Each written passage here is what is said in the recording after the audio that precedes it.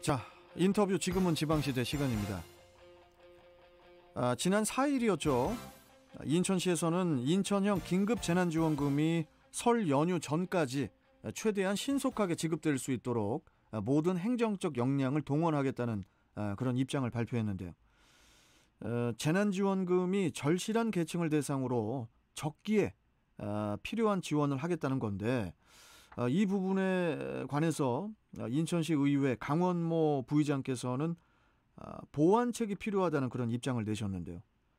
관련 내용 나눠보겠습니다. 자, 강원모 부의장님 안녕하세요.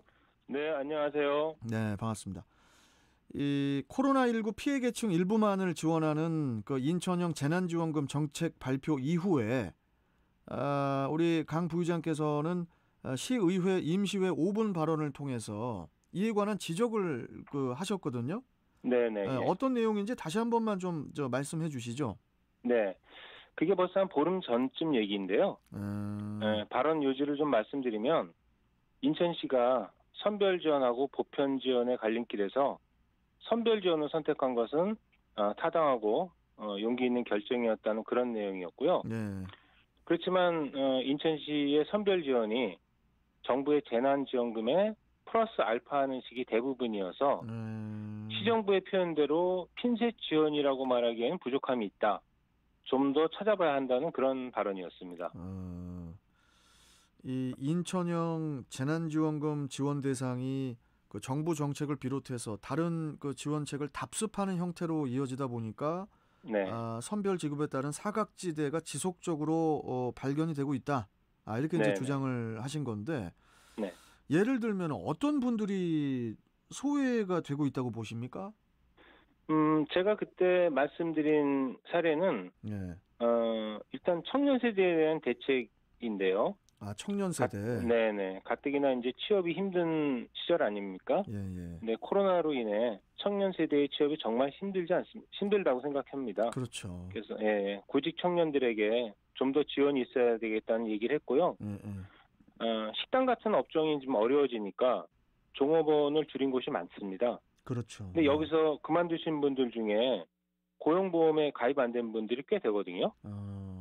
코로나19로 피해를 입었지만 고용보험 혜택도 못 받고 재난지원금에서도 소외되고 있죠. 파악하고 지원이 어려운 대표적인 사각지대라고 할 수 있을 것 같습니다. 근데 문제는 이런 분들은 또 행정적으로 또 기술적으로 찾아내기가 쉽지 않거든요. 그렇죠. 맞습니다. 예. 네네. 그래서 박남춘 시장님이 계속 사각지대를 찾아보겠노라고 약속하셨습니다.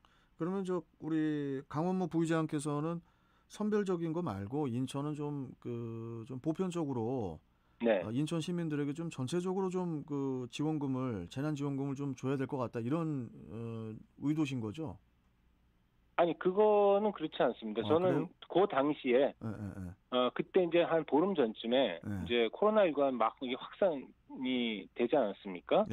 그래서 명백히 그때는 피해를 보는 업종이 있기 때문에 그 시절에 이 3차 재난금 지원에 인천시가 재난지원금을 지급해야 된다면 그거는 선별적으로 지급하는 것이 맞다, 그렇게 생각을 한 거죠.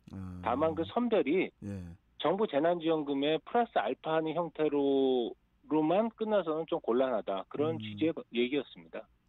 근데 지금 뭡니까? 재난 기본소득을 지급해야 한다는 목소리가 또 많이 나오고 있어요, 인천시에서도. 이 부분에 대해서는 어떻게 생각하십니까?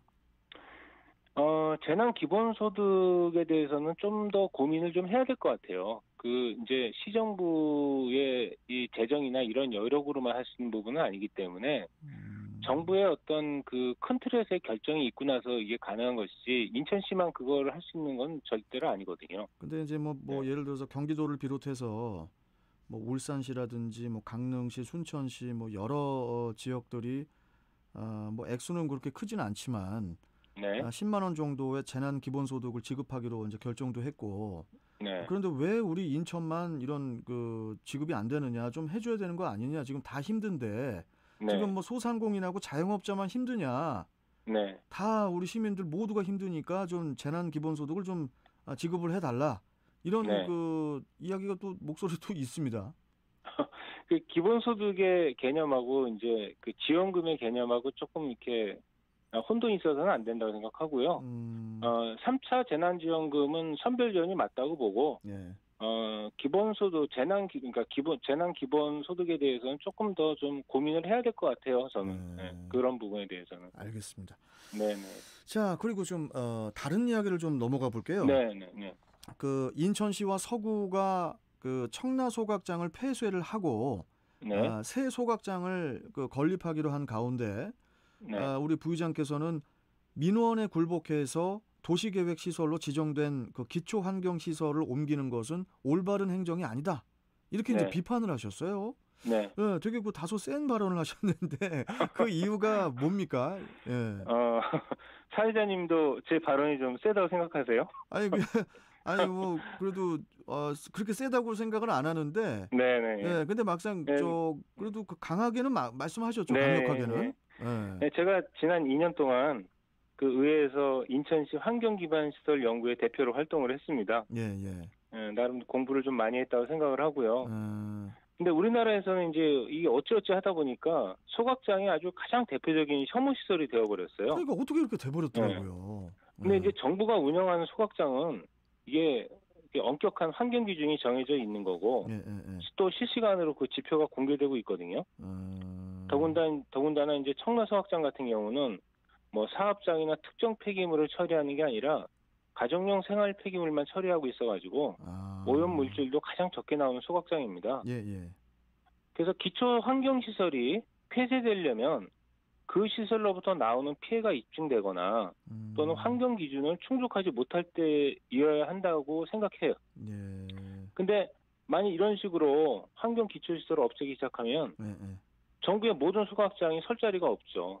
그렇죠. 제가 뉴스를 살펴보니까 벌써 수원 영통 소각장이 영향을 받더라고요. 청라는 폐쇄하는데 왜 우리는 안 되냐 이런 식으로요. 그래서 폐쇄 결정은 좀 신중히 결정해야 된다. 그런 좀 비판의 발언을 했습니다. 그러면 우리 강원모 부의장 말씀대로라면 폐쇄하지 말고 청라 소각장을 유지를 계속하는 그러면 주민들을 설득을 시켜야 될 거 아니에요. 계속. 그럼 그 부분은 어떻게 설득을 해야 될까요? 그 주민들이 좀 이해를 해 주셔야 된다고 생각해요. 이 부분은. 왜? 그게 없애고 자리를 옮긴다고 해결이 되는 문제가 아니지 않습니까? 그러니까 없애면 또 다른 그 옆 동네에 지어질 수도 있는 거고. 청라 소각장이 그 자리에 세워진 까닭은 그 시절에 만들어질 때요. 그곳이 인천에서 가장 먼 곳이었기 때문입니다. 근데 이제 인천도 다 개발이 돼가지고 더 이상 갈 곳이 없거든요. 빈자리가 없습니다. 이게 공존하는 수밖에 없어요.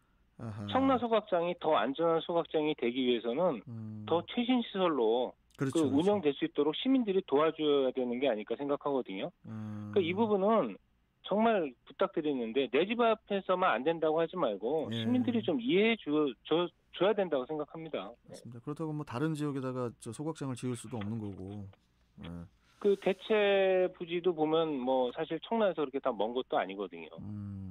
결국 이제 제자리 뛰기가 아닌가 그렇게 생각합니다. 그 반입 수수료 인상에 대한 주장도 하고 계신 걸로 알고 있거든요. 네네. 인식의 변화라든지 뭐 폐기물 처리의 본질적인 문제 해결에 어떻게 좀 도움이 되고 있다고 보십니까? 네, 저는 그렇게 생각합니다. 쓰레기 나오는 건 피할 수 없는 거고 또 우리 사회자님께서도 매립보다는 소각이 그나마 친환경적이다. 이게 동의하시잖아요. 그렇죠. 다들. 그거는 동의합니다. 근데 현재 가격 정책은 소각보다 매립을 권장하는 구조로 되어 있습니다. 비용 때문에 그런가요? 네네. 그러니까 톤당 가격을 비교하면 수도권 매립지는 톤당 매립 단가가 7만 원입니다. 근데 소각장에서 운영비를 계산해 보면 15만 원 정도 듭니다. 그러면 소각이 매립보다 훨씬 비싼 거죠. 그렇죠. 그러니까 수도권 매립지의 문제는 이런 이유 때문에 전국의 모든 쓰레기를 그냥 빨아들이는 블랙홀 역할을 지금 하고 있는 거예요. 맞습니다. 이렇게 매립장이 운영돼서는 안 된다. 그게 제 생각이고요. 그거는 그러지 않기 위해서는 가격 정책이 바뀌어야 된다는 게 제 주장입니다. 우리 강원모 계속 말씀하시죠. 그래서 그런 가격 정책의 한 부분이 꼭 이루어져야 된다고 생각하고요. 뭐 어느 정도 그런 주장이 설득력을 가지고 있고 또 인식 변화를 좀 가지고 있다. 이렇게 저는 그렇게 생각을 합니다. 알겠습니다. 강원모 부의장님하고 이렇게 인터뷰하면 제가 마음이 편해져요. 그렇습니까? 설명을 되게 잘해 주시니까. 언제 거리두기 조금 완화가 되면은 언제 한번 스튜디오에 한번 모시겠습니다. 네네, 고맙습니다. 예. 자, 오늘 말씀 잘 들었고 또 뵙겠습니다. 고맙습니다. 네네네, 감사합니다. 예. 자, 지금까지 인천시 의회 강원모 부의장과 함께했습니다.